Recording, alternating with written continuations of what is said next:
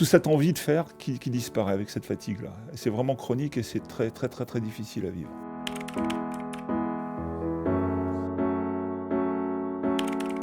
Je suis Pierre Boulanger, je suis président d'une association de patients qui s'appelle l'association des myasthéniques isolés et solidaires. Donc je suis moi-même atteint de cette pathologie qui est la myasthénie depuis 2008. Sur la pathologie dont je souffre, on est sujet à pouvoir faire des poussées imprévisibles et donc difficile de pouvoir se mettre en situation de prévoir des choses. Pour vous donner un exemple tout simple, c'est que quand je travaillais, donc je me déplaçais, il m'arrivait parfois par exemple, d'avoir besoin de m'arrêter sur un déplacement parce que tout simplement j'avais besoin de dormir, j'étais trop fatigué. Après le déjeuner, c'est-à-dire sur le coup de 2 heures, 2 heures et demie, et j'ai besoin effectivement de dormir à peu près entre 1 heure et 1 heure et demie. Cette sieste est absolument indispensable. Par contre, la grande difficulté que je rencontre avec ça, c'était effectivement que des fois elle est trop longue. Mais j'en ai besoin.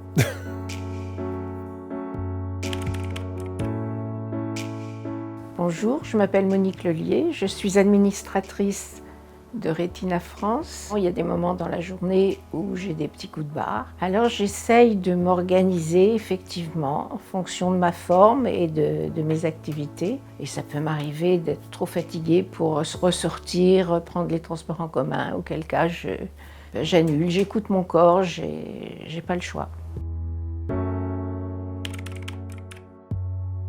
Je suis Maggie, présidente de l'association HTAP France et patient atteint d'hypertension pulmonaire. J'étais moi-même atteinte de cette pathologie et je suis maintenant greffée depuis quelques années. Sur ma journée, quand j'ai besoin de repos, je le sens parce que physiquement, j'ai des douleurs qui commencent à apparaître au niveau des cervicales. J'ai mes yeux qui vont commencer à piquer ou je vais commencer à avoir trouble aussi. Et là, je sens que c'est le moment où il faut que j'aille me reposer. Et en général, si j'attends trop, ça me fait aussi des migraines. Je suis obligée à ce moment-là d'aller faire une sieste. Et malheureusement, c'est des siestes qui peuvent durer entre 1 heure, voire 2 heures. Alors l'entourage comprend parfois, oui, parfois non. Enfin, ils aiment bien me taquiner là-dessus parce que souvent ils me demandaient qu'est-ce que tu as fait.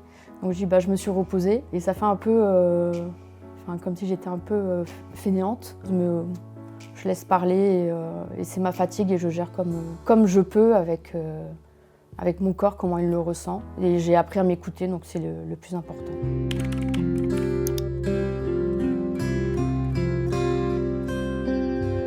Je suis Virginie Yang, la créatrice du Zen Bar, le premier bar à sieste qui a été créé en 2011. Et je suis également sophrologue, spécialiste du sommeil.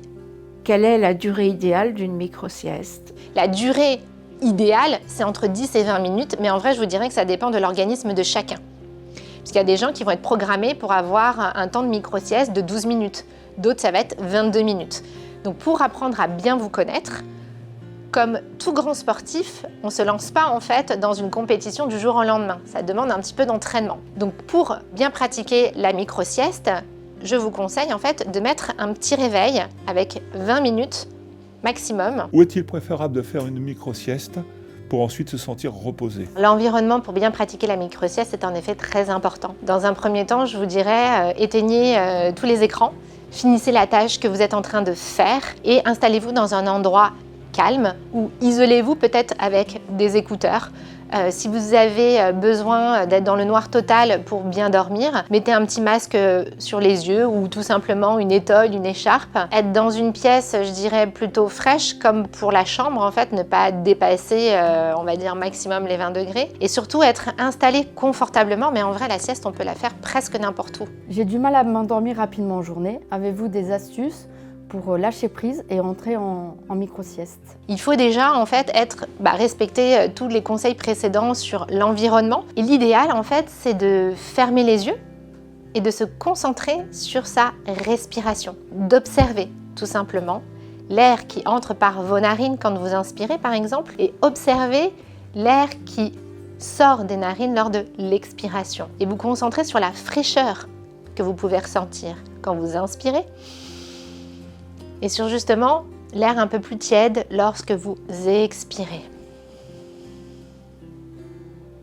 Et si vous n'y arrivez pas seul dans un premier temps, il est possible d'être accompagné avec quelques audios. Pourquoi certaines personnes ressentent une fatigue après avoir fait une sieste et comment éviter cela? Si vous êtes plus fatigué après une micro-sieste, c'est parce que cette micro-sieste a été trop longue ou que vous souffrez vraiment d'être chronique du sommeil et que vous tombez très rapidement dans un sommeil profond. Mais pour tomber dans le sommeil profond, il faut quand même faire une sieste de plus de 20 minutes. 20 minutes maximum pour éviter d'avoir cet effet de somnolence après votre sieste. Et là, je vous garantis qu'au contraire, vous ressentirez vraiment l'énergie revenir rapidement. Peut-on intégrer une micro-sieste n'importe quand dans la journée? Il y a des moments à privilégier pour faire la micro-sieste. On est tous différents. Il faut savoir que le mot sieste vient du mot sixta, qui veut dire 6e heure du jour.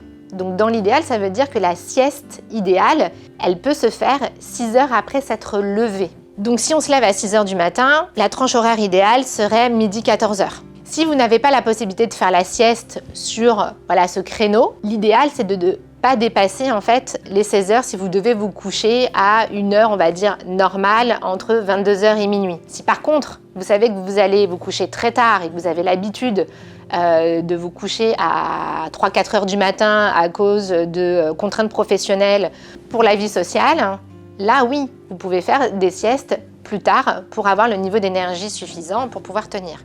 Est-ce que la micro-sieste compense la fatigue chronique ou a-t-elle d'autres bienfaits? Alors la micro-sieste, oui, elle peut aider à compenser la dette de sommeil chronique, mais ce n'est pas l'idéal. L'idéal, c'est quand même de vous permettre de retrouver un sommeil de qualité. Parce que sur la durée, l'état de santé ne peut que s'aggraver si vous manquez de sommeil. Donc je dirais que la micro-sieste, c'est un peu comme la batterie de secours qu'on a dans notre sac, mais rien ne remplace en fait un vrai chargeur. Donc la micro-sieste, elle a d'autres vertus que de juste gérer le manque de sommeil chronique. Elle va vraiment permettre de mieux gérer son humeur et son stress au quotidien.